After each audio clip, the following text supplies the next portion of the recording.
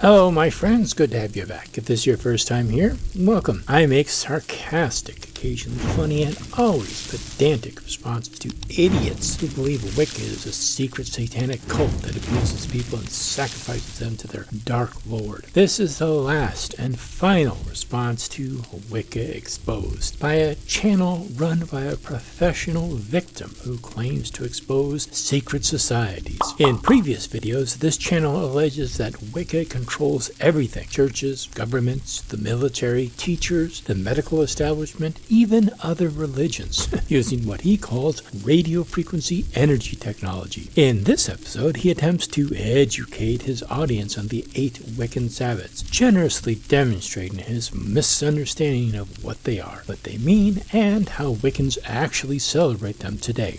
I hope you enjoy. Chief, mate, what do you want to do tonight? The same thing we do every night, Pinky. Try to take over the world. It's basically an intergalactic invasion into this space through people. I'm telling you, it's what all the ancients said, it's what they warned of, it's what we're dealing with. Yeah, I don't think they're actually being physically taken into a physical craft. Okay. It's the demons taking control of them where they begin to think that this is what's happening. The idea of a holographic universe, all of a sudden things begin to make sense because these entities who come in and manipulate space, time, matter, and energy can do so because they don't come from... lycanthrope or a werewolf, or I can go the other way and become a vampire. I chose to become a vampire because it seemed, sexier somehow. And so anyhow, I went through about a year and a half where basically I lived on nothing but human blood and Catholic community. And it's real. It's not a put on. This is 100% real. The energy level is just rising to an absolute cacophony.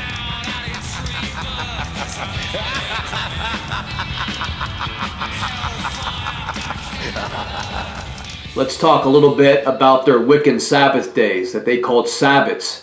Sure, let's talk about the Sabbats. Are you going to reference Thea Sabin's book? Because aside from some similarities with Samhain, Imbolc, Beltana, and Lunasa, the Sabbats, especially the equinoxes and solstices, can vary widely from coven to coven. You may be wondering why this timestamp is so late. That's because some of these clips are pulled from the second half of the third video in this series. Later, you'll see the timestamp jump backward. This is where part 4 begins. And the head Wiccans will lie and say that they are worshiping the seasons and the cycle of the year. You've been referencing Thea Sabin's Wicca for Beginners throughout these videos, so I'll reference it as well. In Chapter 7, page 117, she writes, "In Wicca, the divine or deity is greater than creation, and yet it is creation. It is immanent in all things, but it is also distant and beyond our grasp. It is too vast for us to comprehend in its entirety, but we can begin to experience it through our relationship with the gods, who are facets of the divine." Later, in Chapter 9, page 155, regarding Wiccan holidays in the Wheel of the Year, Thea writes, "Wiccans celebrate holidays called Sabbats and the full moons. Since Wicca is a nature-oriented religion, it places great emphasis on the changing cycle of the seasons, which Wiccans refer to as the Wheel of the Year." Notice what she doesn't say. There is nothing about worshiping the seasons themselves. Thea isn't lying. She simply doesn't support your claim. And a way for Wiccans to tell you next to nothing about what these ritual days are really about. The truth is that Wicca... Thea explains each of the 8 Sabbats in detail in Chapter 9. You've seen the quotes selectively. If it supports your narrative, you share it. If it contradicts you, you ignore it. is a sun cult. No, it's not a sun cult. It is both a mystery religion and a fertility cult. 4 holidays are devoted to the cycles of the sun, and 4 holidays are devoted to the cycles of the moon. Not quite. The solstices and equinoxes are astronomically dependent on the sun solstice, meaning sun stopped, and equinox means equal night. The 4 Sabbats on November 1st, February 2nd, May 1st, and August 1st mark seasonal transitions. Wiccans also celebrate the 12 to 13 full moons, or Sabbats, within an annual solar cycle. So, yes, the Sabbats broadly align with the solar cycle, and Sabbats with the lunar cycle. You were partially right, while still managing to be completely wrong. And that means that they practice ritual sacrifice on certain days that have to do with the cycles of the sun and the moon. The only thing Wiccans sacrifice is themselves, and by that I mean their time and devotion to their gods. Harming others violates the Wiccan Rede, which Thea discusses in Chapter 2, page 34. Did you read the whole book, or just the parts you needed? I've read many sources concerning Wiccan holidays, and no one explains the belief concerning the solstices too clearly. Not surprising. Very little is known about the 4 greater Sabbats, and even less about the lesser Sabbats, the solstices and equinoxes, which were later additions to Gardner's form of witchcraft. People love to tack on names that don't belong. Mabon, Litha, Ostara, Yule. Fine, I'll give you that one. The other 3 are shoehorned in. The entire religion of Wicca is purposely clouded so no one could understand what these degenerates are up to. Degenerates? The bitterness is palpable. The reason Wicca research is confusing online is simple. About 90% of it is garbage, personal opinion, guesswork, and recycled forum posts. The remaining 10%, actual scholarship, is hard to find. Traditional Wiccans, especially Gardnerians, don't post their material online. Thea Sabin offers a solid overview without perpetuating nonsense or revealing too much of her own British traditional Wiccan practice. But the Wiccans have a deity called the sun god. Did we read the same book? From Chapter 7, page 119, Thea describes the male god. The god, sometimes called the horned god, is the great hunter, the lord and steward of the animals and forests. The sun is the god's symbol. So no, he's not a sun god. The sun is one of its many symbols. That said, a Wiccan-style coven could work with a solar deity like Apollo or Helios. That would be specific, not universal. So the Wiccan sun god is born on the winter solstice, and that is the day with the least amount of daylight and the most night. And after the winter solstice, since the days start to get longer and we get more daylight, that is symbolized by the sun god being born and then growing. So the sun god grows until the next solstice, the summer solstice, where there's the longest amount of daylight but the shortest night. And then after the summer solstice, since the days start to get shorter and the nights get longer, that is symbolized by the sun god dying. Thea mentions 2 things, the winter solstice as the birth of the god and the mythic struggle between the oak king, light half of the year, and the holly king, the dark half. She mentions nothing about a sun god. Now this is another aspect to Wicca that seems to be deliberately mixed up on purpose. It's not intentionally mixed up, it's just mixed up. We don't have clear records of pre-Christian practices. Reconstruction requires borrowing, comparing, discarding, and yes, admitting when something was made up. Even though they tell you that you could worship any pagan gods in Wicca, they actually have 4 main gods, and they are the sun god and the moon goddess, who you will find out are the good guys. And then there is the nature god and the earth goddess, who you will find out are the bad guys. We are definitely not reading the same book. In Chapter 2, page 23, Thea writes, "There is nothing in Wicca that says you can't practice more than one religion or worship more than one god or sets of gods." She says nothing about 4 gods, nor good guys versus bad guys. In Chapter 7, she describes the goddess as having multiple aspects. Earth Mother, Moon Goddess, Overseer of Life and Death. The god's aspect includes the sun, agriculture, the hunt, and the underworld. Are you sure you're not reading fan fiction? So according to the Wiccan myth, they say that on the winter solstice, the earth goddess gives birth to the sun god.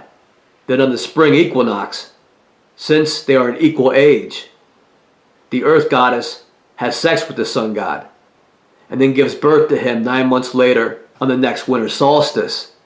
But this is wrong. Wrong? No, you actually got mostly right. I'm excited to hear how Thea managed to get her own religion wrong in the book she wrote. The goddess who they should be talking about is the moon goddess, not the earth goddess, because the moon goddess represents nighttime. You're misunderstanding the theology, and that's fine. It's not your religion. The way Thea describes it, the Earth Mother and Moon Goddess are aspects of the goddess, not separate deities. This isn't a battle of day and night. It's the balance of the solar cycle and seasons. So this is very important because the sun represents daytime and the moon represents nighttime.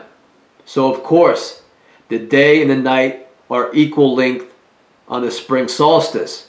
Spring equinox, not solstice. And that is symbolized in Wicca by the sun god and the moon goddess being equals and mating. It's not the union of a sun god and moon goddess. The sun is an aspect of the god. The moon is an aspect of the goddess. From page 117, they, the goddess and the god, are the female and male halves of the divine. And the sun has often been known in many religions to represent the male god, and the moon has often been known to represent the female god. Gendered language refers to symbolism, masculine sun, feminine moon, not biological sex. So I find a lot of sources with strange and contradictory facts about the Wiccan religion, especially on the internet. There are many misconceptions because people keep adding their own ideas. Wicca isn't dogmatic. There is no single Wiccan belief system. It's broad, fluid, and continually evolving. Even within witchcraft itself, traditions vary widely. This isn't a funnel like the Abrahamic religions. It's expansive and organic. That all seem to be aimed at misleading people so nobody on the outside of their little mystery religion figures out what the Wiccan religion is really about. Under the cycles of the sun and moon, the Wiccans play strange, ritualistic games involving the manipulation of people, sex, and death. And the individuals who the Wiccans manipulate, torture, and kill are called the sun god and the moon goddess. Those are like titles the cult will give to their victims. So that is what they'll call you when you become targets of the Wiccan cult. Manipulate people? Please, that's what the radio frequency devices are for. Ritual games? If you mean ritual drama, then sure. No one dies, and any sex involved is between consenting adults. No coven is sitting around watching a high priest and high priestess make the beast with two backs. There are no universal titles of sun god or moon goddess. Most simply use god and goddess. Drawing down the moon or drawing down the sun refers to embodying divine aspects, not stalking victims. As for manipulating, torturing, and killing people, I'm done entertaining those accusations. Extraordinary claims require extraordinary evidence. So put up or shut up. So there has been millions of people who have been called the sun god and the moon goddess. They are also called kings and queens. And the cult hates these good people, and they want to torture them and tear their lives apart and then kill them in horrible ways in front of the coven. Now you're discarding references entirely? If a coven uses king and queen instead of god and goddess, that's their choice. The Wiccans call themselves the earth goddesses and the nature gods. Those are roles that they'll play. And the earth goddess is often represented by a fat woman. I have to stop you there. Ancient goddess figurines likely symbolized fertility, health, and abundance. Gaia herself is often depicted as large and round, in the shape of planet Earth. And the nature god is often represented by the Baphomet figure, the goat-headed guy. The goat-headed guy? Eliphas Levi's Baphomet is an icon, not a being. It's an alchemical symbol. Biblical Satan is a dragon. Medieval scribes borrowed horns and hooves from Pan. Many Wiccan covens depict the horned god with antlers, not goat horns. So the next Wiccan Sabbath is called Imbolc, practiced on February the 2nd. Oh, I cannot wait for Imbolc. Mary is a lady. He links the birth of Christ to the holiday for reasons known only to him. Thea doesn't mention this at all. And as the story goes, she and her husband, until she found someone who let them stay in a barn where she gave birth to Jesus. She was probably on the run, so she was most likely protecting her child from the pagan death cult and their practice of human and child sacrifice. He claims a pagan death cult hunted Mary, Joseph, and Jesus. I checked 5 Bible verses in the ESV, Isaiah 9:6-7, Matthew 1:18-25, Luke 2:1-7, John 1:14, Revelation 12:1-6. Only Matthew 1:18-25 discusses the birth and nothing about pagan cults. You're just making this up. Because historically, people are forced into giving up their children or their firstborn child to the religious cult, or else the cult will kill the entire family. And that's where the saying comes from, give your firstborn child to. Historically, accusations of pagan human sacrifice lump unrelated cultures together. Wicca emerged in the early 1900s. No sacrifices. Even during the witch trials, accusations of baby killing and flying to the Sabbat were paranoid fan fiction. So if you read the internet explanations for the Wiccan holiday of Imbolc, they say they celebrate the Sabbath day by carrying candles and torches around because they are all just so happy that some young woman brought her newborn baby into them. Thea writes nothing about newborn babies. Imbolc means in the belly or milking, referring to sheep lactation. So as the day and the night are an equal length on the spring equinox, in their myths, the sun god and the moon goddess are also seen to be an equal age, and they are often seen as young people, and they will hook up, make love, the lady will get pregnant, and then 9 months later, at the end of December, she will give birth on the winter solstice. This might fit a spring equinox theme, but again, no sun god impregnating a moon goddess. That motif appears at Beltane. And of course, Wiccans will celebrate this holiday with meeting out in the woods at night, having sex orgies and giant bonfires. Fertility is a theme, not woodland orgies. If consenting adults choose that privately and legally, that's their business. Next is Beltane. So I will discuss what the Wiccan writers, like Sabin, will tell you about Beltane. She writes on page 161 that on Beltane, many Wiccans celebrate the sexual union between the god and the goddess. On Beltane, young women will go out a-maying all night in the woods with their lovers, and many will come back pregnant. There is nothing subtle about Beltane. Despite its trappings of fun and games, it is not a G-rated holiday. You're confusing the spring equinox with Beltane and misquoting Thea from page 161. At Beltane, many Wiccans celebrate the sexual union of the god and goddess. You omitted the historical context. Survival depended on fertility. Christian discomfort with sex is baffling, considering it creates life. Alright, so on first look, this does not make too much sense, because the sun god and the moon goddess had a sexual union last holiday on the spring equinox, and that lines up with a little sun god being born 9 months later in December around the winter solstice. Again, no sun god or moon goddess. Holiday practices shift over time. Reconstruction is educated guesswork, not time travel. Again, the sun god and the moon goddess are just titles given to regular, cool, but naive people who have become targets of the cult. So on Beltane, the cult will try to break up the young couple known as the sun god and the moon goddess. You keep using the word. I don't think it means what you think it means. You keep using those words. Thea never describes Wiccan targeting couples. Why would a fertility religion break people up? By playing games and introducing young, attractive members of the Wiccan cult.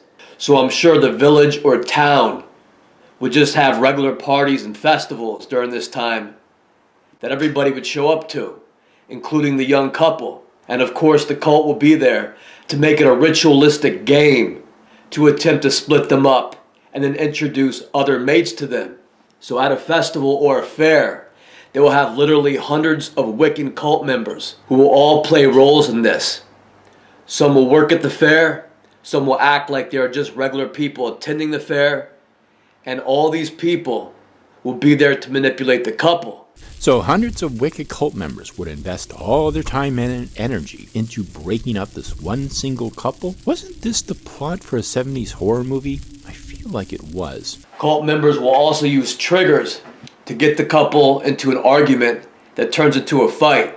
Triggers? Why not just use their radio frequency energy device? So often the cult member acting as the earth goddess will play a role that makes her look beautiful but tragic, as if she was very intelligent but sad and needs to be rescued from something. This definitely sounds like some movie.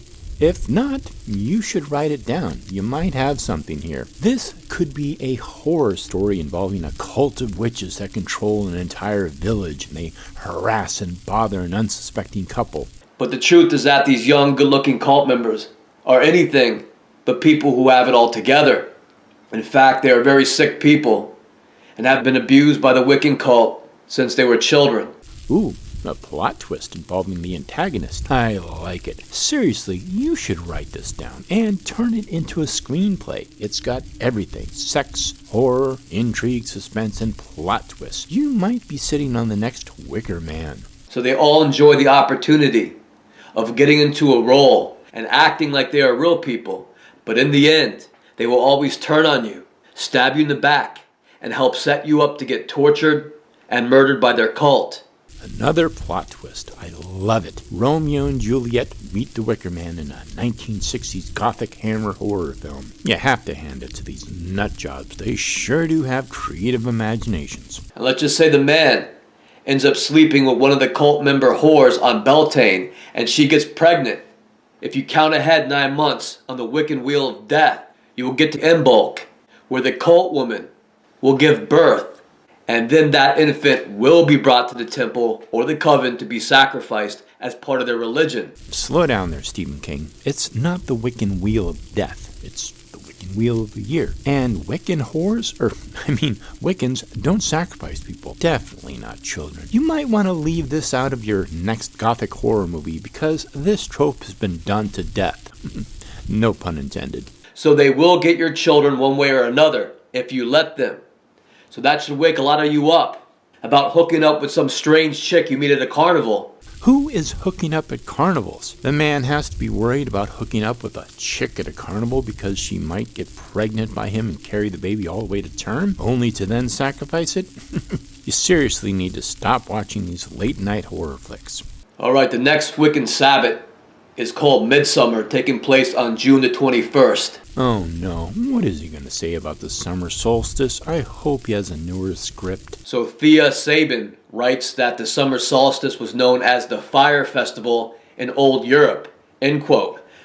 But what Wiccan Sabbath day is it? It's the summer solstice, a perfect setting for your Wickerman-esque second act in the gothic horror screenplay you're writing. In fact, I think every Wiccan holiday is celebrated by killing a bunch of cool people by setting them on fire and then having gay sex orgies. You always say cool people. Can't this horror cult sacrifice uncool people? Do they stuff them into giant Wickerman effigies? Now you are just outright plagiarizing the Wickerman. Although the gay sex orgy is a nice addition, not sure a modern audience is ready for that.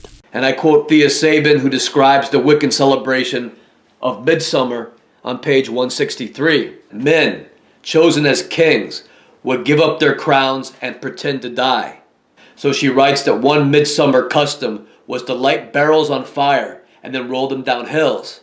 And I'm sure people were stuffed inside those barrels too. That is close to what she writes. Well, sans the stuffing kings into barrels and lighting them on fire a bit. Seems like a waste of a perfectly good barrel to me. Oh, and sure, the loss of life too. If they did this, who in their right mind would attend it? I'd be like, fuck that. I ain't getting stuffed into no barrel and roasted alive. To quote Sabin on page 163, quote, at the summer solstice, some of the Wiccans believe the god is in his full glory, and the goddess is pregnant with his child and with the harvest. He sure does have an obsession with the god and goddess hooking up and having a baby. Well, I guess that is better than being rolled down a hill in a flaming barrel. I'm really disappointed that he never explained how the Wiccan control people with the radio frequency energy devices, or how they manipulate people using path workings and mind control, or how the Wiccans stalk and name people the sun god and the moon goddess, and sexually isolate them before forcing them into fornication and finally sticking them in a flaming barrel and rolling them down a hill.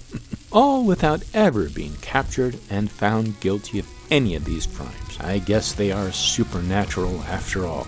Well, that is it for me. Until next time, my friends, I will see you in hell, you heathens. They say we cast